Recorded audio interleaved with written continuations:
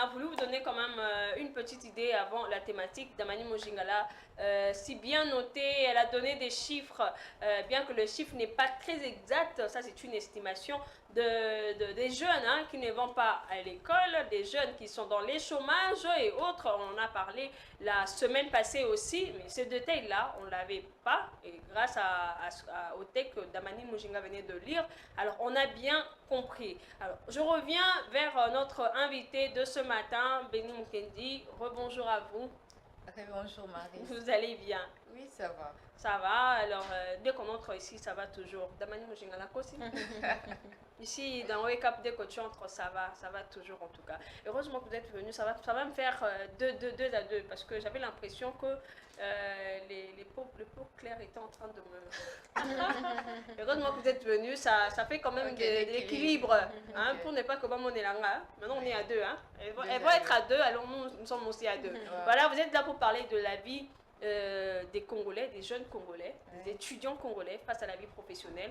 On a commencé le débat, c'était la discussion la semaine passée. On l'avait promis qu'on allait continuer et là, on est là pour continuer. Alors, aujourd'hui, on l'avait bien dit qu'on va prendre plus l'angle économique. On va parler aussi de quelques pensées aussi, de quelques textes, des personnes adéquates, qu'est-ce que ces personnes disent. On a aussi le mot d'un professeur qui a partagé aussi son avis par rapport à cette thématique. Et pas seulement les professeurs, il y a aussi la loi. Il y a un avocat qui m'a quand même envoyé, de là où il est, Maître Bakajika, je vous salue, qui m'a envoyé quand même un texte pour me dire, ah regardez, il y a quelque chose qui parle des études en fait en général sur le territoire national quoi. Alors vous avez la parole, on l'avait déjà évoqué, mais voilà, on vous donne la parole, vous l'avez. Déjà la semaine passée on avait quand même parlé de certains points importants, notamment sur le fait qu'on devait revoir les heures de cours, le système éducatif et tout. Et aussi sur le fait qu'il devait y avoir contrôle. On devait plus contrôler la manière dont le professeur enseignait et tout. Et maintenant, aujourd'hui, on va plus parler sur le plan économique. Comment les étudiants doivent normalement s'en sortir financièrement. Exactement. Parce qu'on va se rendre compte qu'être étudiant à Kinshasa, ce n'est pas facile. Nous sommes souvent des étudiants fauchés, mais en même temps très fauchés. Oh, il faut tout le temps recourir auprès des professeurs, pardon, des parents pour dire si la bûche c'est à $5, mais au Sengi 15. Si la bûche c'est à 10, mon Sengi 20, 30. Bah après, parce que tu te dis, je peux pas rester les poches vides quand même. C'est ça maintenant le problème. Pendant le jour de la défense, tu vas voir, c'est toute la famille qui vient là parce que c'est qu'ils avaient contribué avec le support de cet enfant. C'est ça aussi le problème, d'où nous devons être quand même indépendants. Et personnellement, durant mon cursus, j'ai pas été une étudiante riche, une étudiante fauchée. J'étais une étudiante fauchée. D'où pour le support, je dois dire que non, papa, tu vois, il me faut tel montant. Donc avec un surplus au-dessus pour que quand il va envoyer... Au moins elle est sincère. Hein? Oui, c'est ça. Et les parents, vous suivez venir à la maison. Dès qu'elle rentre, soyez indulgents, s'il vous plaît. Et je pense que lui-même, il avait compris. Parce qu'il sait que, bon, étant étudiant, on doit quand même... Bon, il va quand même envoyer.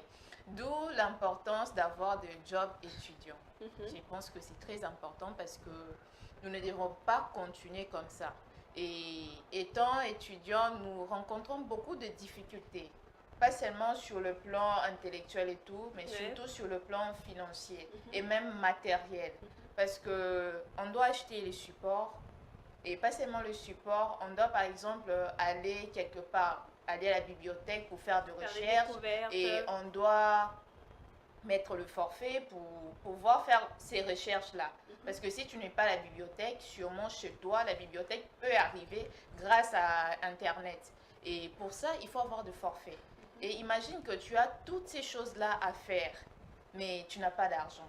et tu dois demander aux parents. Les parents, ils peuvent donner quelque chose. Oui. Mais est-ce que ce qu'ils vont donner, ça va suffire? Et aussi, il ne faut pas oublier que nous sommes en train de grandir et le fait de demander à tout moment, c'est un peu humiliant, ça. C'est gênant. Ça, c'est son avis, hein. C'est son avis personnel. Imagine pour les étudiants qui ne vivent pas avec le parent, qui ont de tantes, oncles, à tout moment, tu dois demander à ta tante. Oui, c'est ça. Alors que ça n'a rien à voir, tu es juste étudiant et tu es dans le besoin. Et c'est totalement normal que tu aies ces besoins-là. Mais on se dit aussi, bon, on va pas seulement trouver du boulot pour couvrir un peu ce côté finance, mais il y a aussi côté expérience. Oui. Puisqu'après, quand tu finis, tu dois quand même avoir une petite expérience au TKKTA quelque part, au moins tu sais comment ça fonctionne et autres. On s'est dit aujourd'hui qu'on a au moins 70% de la population à moins de 24 ans, donc je suppose que c'est une main-d'œuvre très riche, très riche, mais pourquoi l'État ne fait rien? Pourtant, ceux qui, supposons qu'on a des entreprises où on sait que ce sont des entreprises réservées qu'aux étudiants pour travailler. Imaginez un peu l'économie de ce pays. On ne va pas se baser que sur le mine, on ne va pas que se baser sur tout ce qu'on a comme matière et autres matières premières, mais on va se dire aussi, oui, on a des étudiants qui sont là, qui travaillent, qui font ceci et autres. Rosie, tu voulais nous partager quand même, parce que tantôt, vous m'aviez dit qu'il y a un professeur qui a partagé aussi la même idée. Exactement. Par rapport à la thématique. Bon, il y a un professeur qu'on appelle Passion Kabamba qui écrit des textes intitulés Les mots du week-end. Il a écrit un texte sur l'enseignement universitaire dans notre système éducatif qui détruit en fait l'éducation des jeunes. Vous voyez, il a essayé de soulever un système qu'on appelle les néolibéralismes. Le néolibéralisme pour le professeur, bon, c'est d'après le professeur, c'est une forme de production dans laquelle seul le marché a le dernier mot. Dans quel sens? Par exemple, on voit un étudiant qui a étudié le droit. On vous apprend comment est-ce que vous devriez être juste, parce que là-bas c'est la justice. Et vous arrivez sur le marché, vous rencontrez d'autres réalités. Vous voyez récemment nous avons vu que notre ministre de la Justice a libéré au moins, je crois, quelques prisonniers qui ont fait plus de 10 ans de prison pour des délits simples. Des délits simples tels que les vols, des petites choses en fait. Alors qu'il y a des personnes en liberté qui ont fait plus que ces prisonniers-là qui sont en liberté. Mais qui ont pu acheter cette justice. Vous voyez que dans notre pays, sur le terrain, notre justice, elle est facilement manipulable. Et vous avez fait des études de droit, on vous a appris la justice, vous arrivez sur le terrain, vous êtes obligé de vous adapter à ces systèmes-là pour pouvoir vous nourrir. Parce que quand vous êtes juste, sachez que vous n'allez pas avancer et vous n'allez pas vous nourrir. Parce que donc quelque part, on vous pousse quand même à être injuste. C'est ça en fait. Comme quand j'ai parlé du néolibéralisme, c'est que c'est une forme de production en fait, auquel le marché a le dernier mot. Vous arrivez sur le marché, on vous dit, c'est ça sur le marché. C'est la loi du plus fort. C'est la loi du plus fort. Donc tu n'as rien d'autre à rajouter. Soit tu décides d'être chômeur, soit tu te plies à ces exigences du marché. On voit par exemple en communication, il a aussi soulevé un point en communication, on nous remplit de cours, plus de 50 cours. Des fois même c'est le double. Pendant au moins 5 ans d'études, on vous remplit de cours. Des fois même c'est compliqué de pouvoir maîtriser ces cours-là. Et par moments on a même l'impression que en fait vous avez deux professeurs. Exactement. Mais vous avez l'impression que c'est le même cours. Exactement. On se dit mais... Oui, c'est à répétition en fait. Vous avez au moins 10 cours sont presque identiques. On vous remplit de cours alors que c'est pratiquement difficile et impossible pour un étudiant dans un seul semestre de maîtriser au moins 4 cours. C'est vraiment compliqué, vous voyez. Et vous arrivez sur le marché, par exemple, vous voulez faire le journalisme. On constate qu'en République démocratique du Congo, on n'a pas d'industrie de journalisme. Ça, il faut se le dire. C'est rare. Bon, c'est pas rare, mais il faudrait dire la vérité qu'on n'en a pas. Et des fois, on ne produit pas suffisamment d'éléments. On a souvent l'habitude de recourir à d'autres médias internationaux, tout ça. Et vous arrivez que notre système sur le marché, en fait, le journalisme, les stéréotypes, hein, je ne veux pas dire que c'est partout comme ça, parce qu'il y a d'autres médias qui sont quand même sérieux, mais vous voyez que c'est la politique en fait, c'est de ça qu'on parle. Soit, il y a des personnes qui deviennent mendiants, et aussi pour les femmes, vous voyez ces stéréotypes qui disent que non, la majorité des femmes qui sont dans le métier du journalisme sont des prostituées. Et quand vous vous mettez en tête que c'est comme ça le journalisme, quand j'arrive, si je vais gagner de l'argent, eh bien, je dois me plier à ces exigences. Oui. On voit aussi, il y a tellement, comme par exemple l'économie, vous voyez un étudiant qui fait presque 5 ans à l'économie, mais qui ne parvient pas à pouvoir apporter des solutions en fait en ce qui concerne notre économie nationale.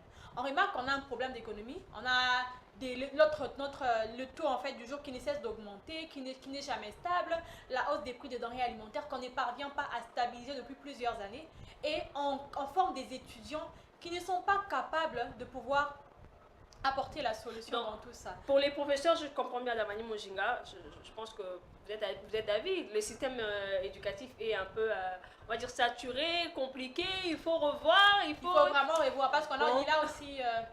oui, allez-y, Rosie.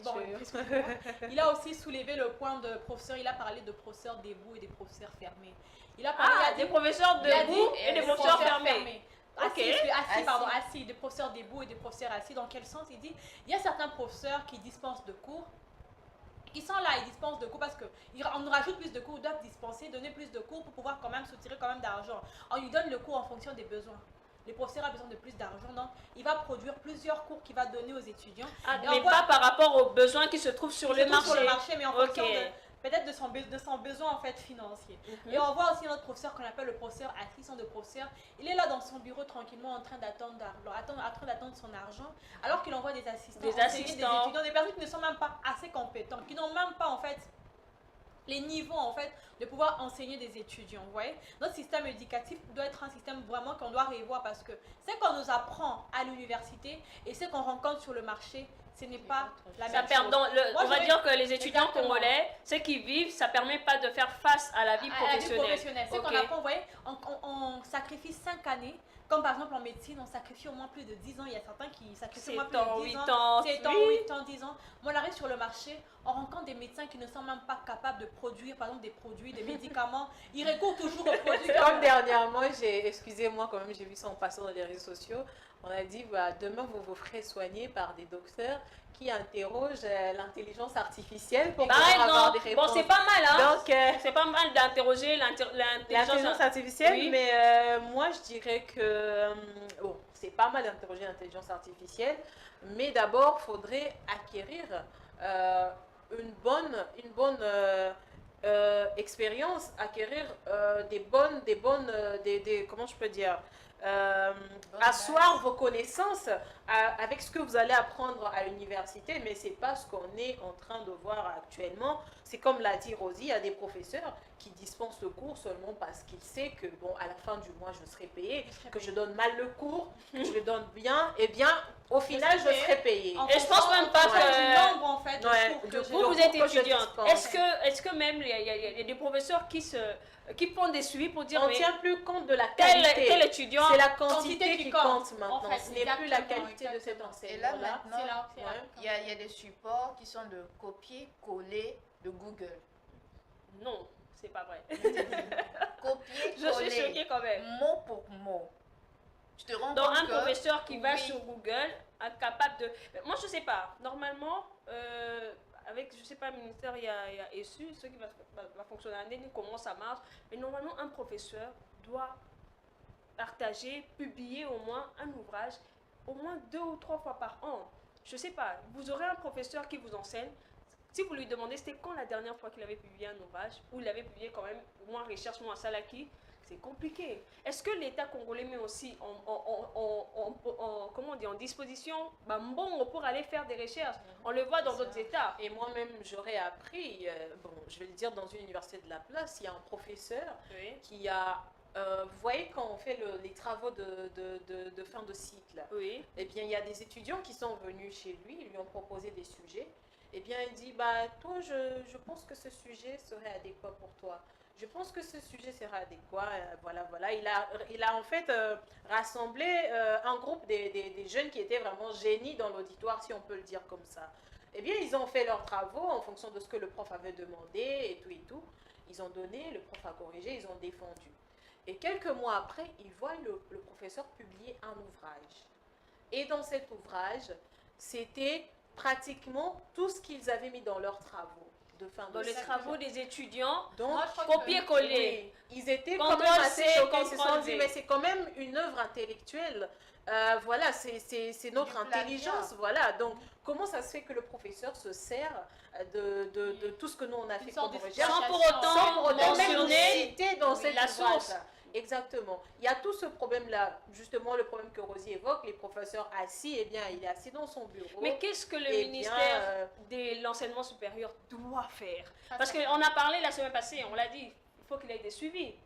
Il faut qu'on envoie, au moins envoyer ça aux autres en école primaire.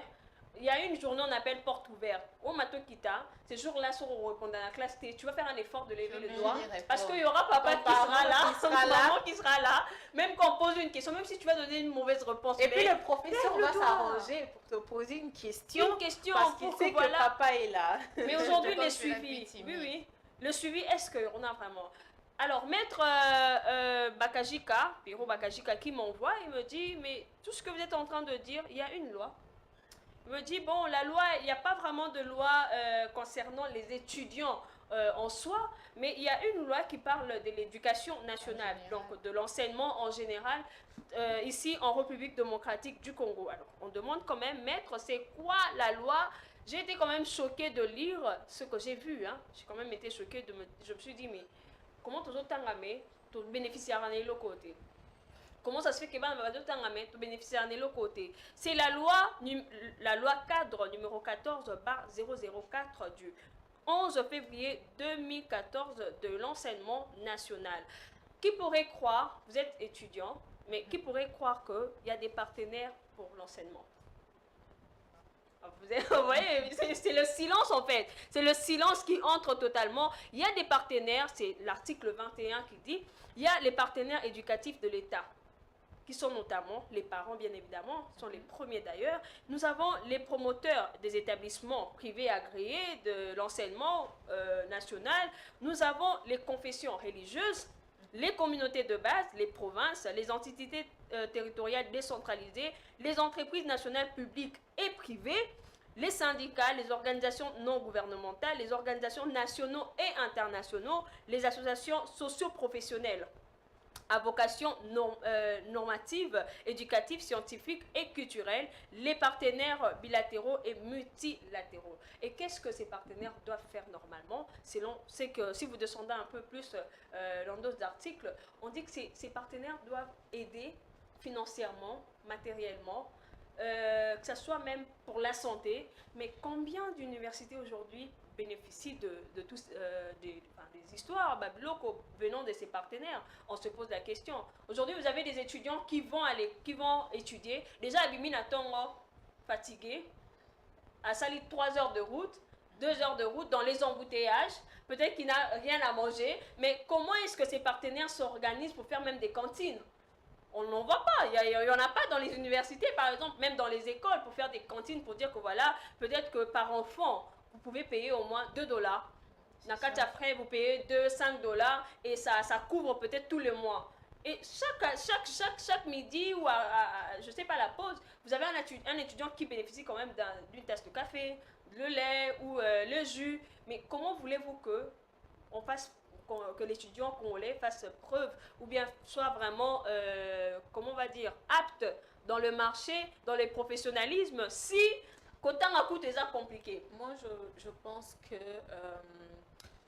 en fait, l'accompagnement, c'est sur plusieurs niveaux. Oui. Ça peut être sur le niveau de certaines formations, par exemple, qui peuvent vous outiller en rapport avec la demande du marché de l'emploi. Bon, dans certaines universités, ça se fait. Oui. Bien que c'est un peu compliqué parce que aussi il y a un certain manque de sérieux.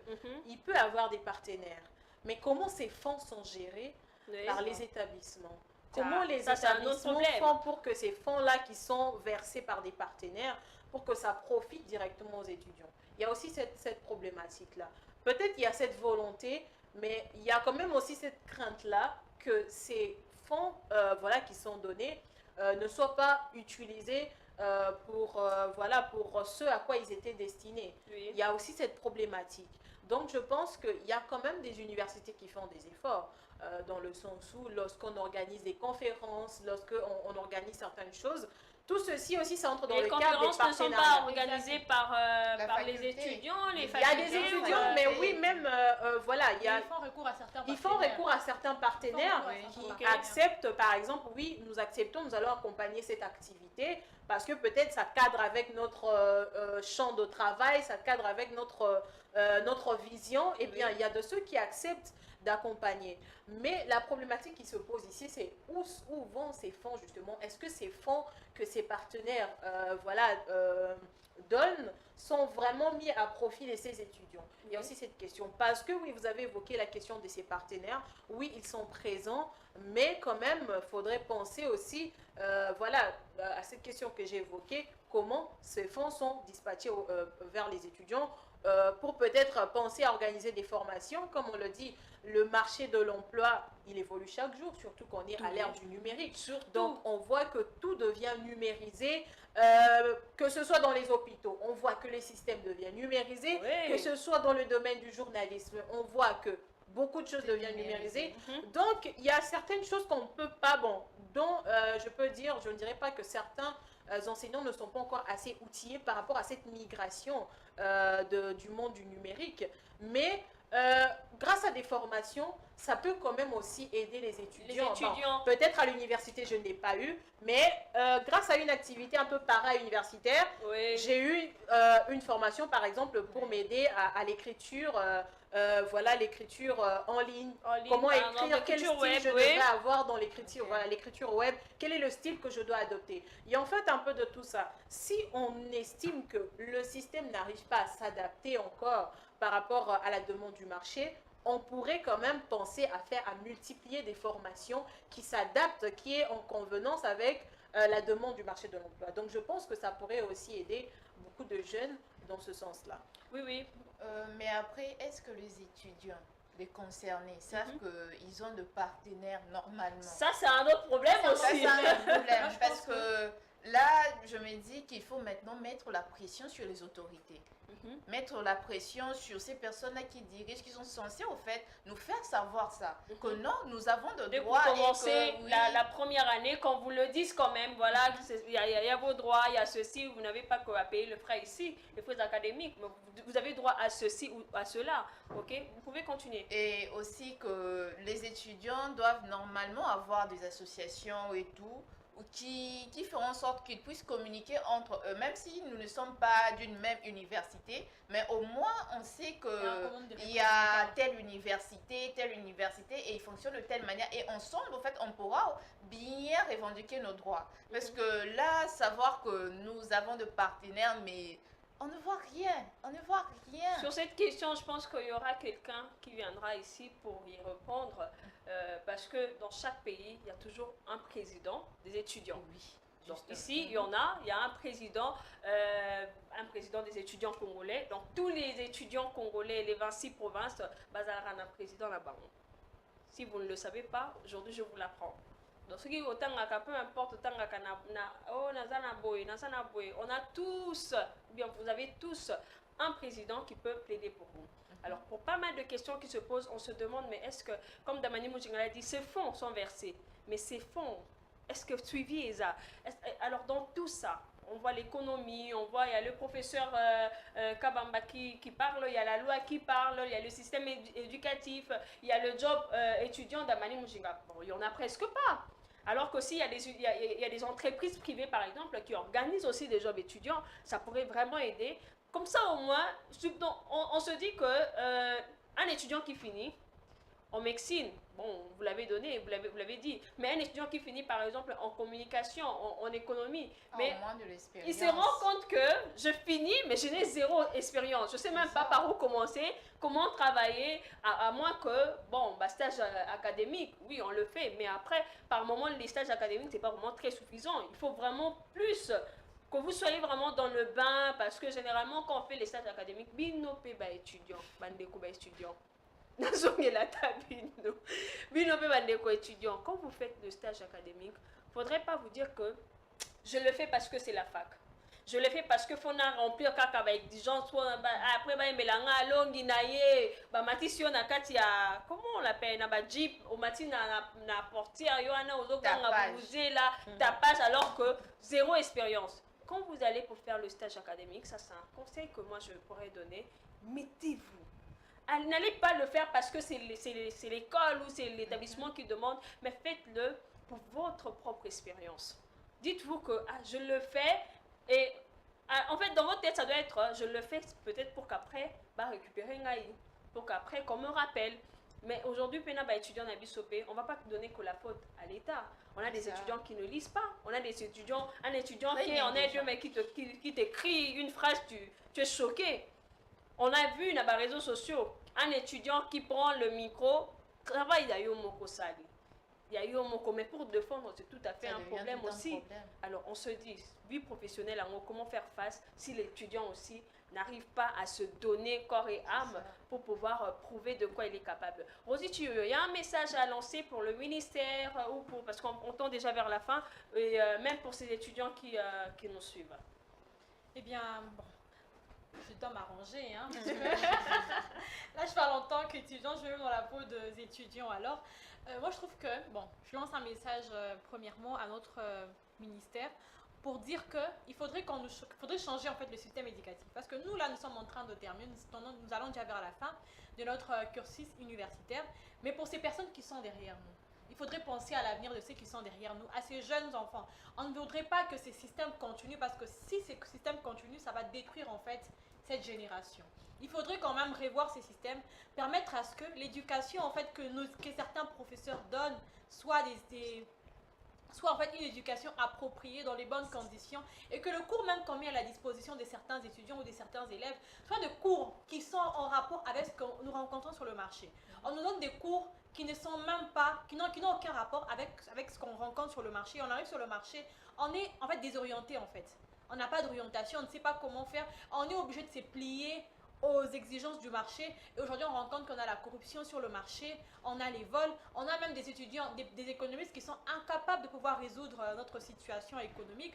On a des journalistes qui sont incapables de pouvoir produire quelque chose. Parce que sur le marché, on nous produit autre chose.